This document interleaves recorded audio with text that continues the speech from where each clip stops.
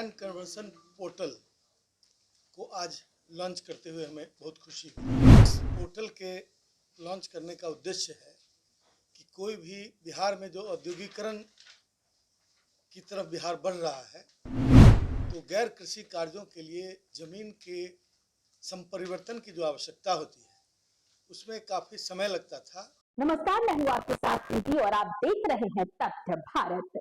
बिहार सरकार के मंत्री आलोक मेहता ने आज प्रेस कॉन्फ्रेंस का आयोजन किया। इस दौरान उन्होंने बताया कि लैंड कन्वर्जन पोर्टल का शुभारंभ आज किया गया है। इसके साथ ही उन्होंने यह भी बताया कि इस पोर्टल पर बिहार में उद्योग लगाने के लिए भूमि की पूरी जानकारी होगी।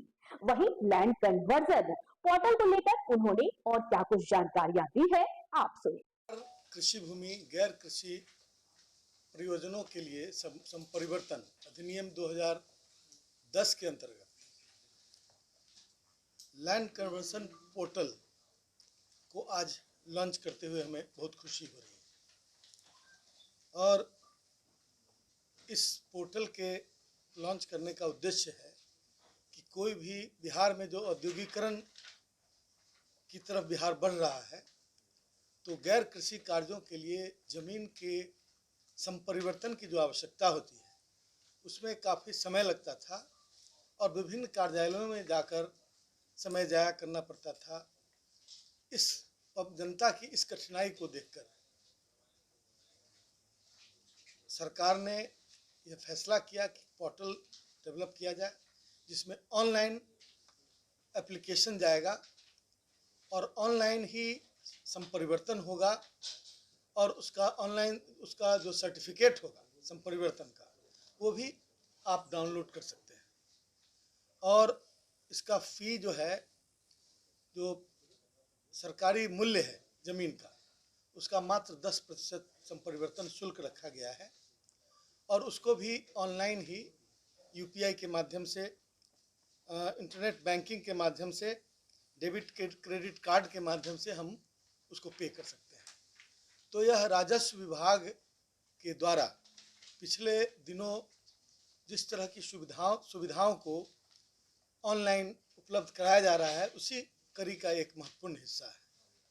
इसके पहले आपने देखा होगा कि राजस्व विभाग ने कार्यों को पारदर्शी बनाने एवं जिम्मेवार बनाने के लिए कई स्टेप्स उठाए, जैसे ऑनलाइन दाखिल खारिज में ऑनलाइन ऑब्जेक्शन किया जा सकता है, जो पहले नहीं था। बीएलडीआर एक्ट जो है, डीसीएलआर के यहाँ बीएलडीआर एक्ट के अंदर केस को ऑनलाइन फाइल किया जा सकता है। एडीएम के यहाँ जो केस किए जाते हैं, जो पुनरीक्षणवाद का जो केसेस है, वो भी ऑनलाइन फाइल किया जा सकता है। इससे समय की भी बचत है और जो अनावश्यक भागदौड़ की स्थिति बनती थी, उसमें भी कमी आएगी। और उसके साथ साथ आप ऑब्जेक्शन भी इसमें फाइल कर सकते हैं, वो ऑनलाइन, वो भी पहले नहीं था। अब यदि एक उदाहरण मैं बता रहा हूँ, अभी हाल में हमने एक ऐप लॉन्च किया था।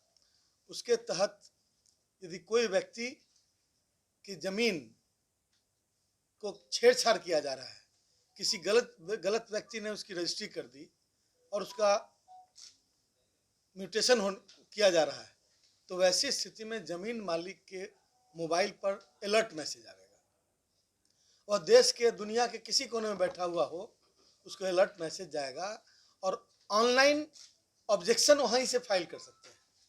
तो जो गलत व्यक्ति म्यूटेशन करा रहा होगा, वो म्यूटेशन रुक जाएगा और दोनों पक्ष की सुनवाई के बाद ही वह म्यूटेशन फिर फाइनल होगा। तो ये आम जनता में जो लैंड डिस्प्यूट्स के केसेस देखे जा रहे हैं, आम जनता में जो लैंड डिस्प्यूट्स के केसेस देखे जा रहे हैं, उन केसेस की संख्या कम हो, नहीं मिनिमाइज करने की कोशिश हो रही है। उसी के तहत ये अलर्ट मैसेज वाला सिस्टम डेवलप किया गया है। और इस तरह पिछले दिनों कोई भी किसान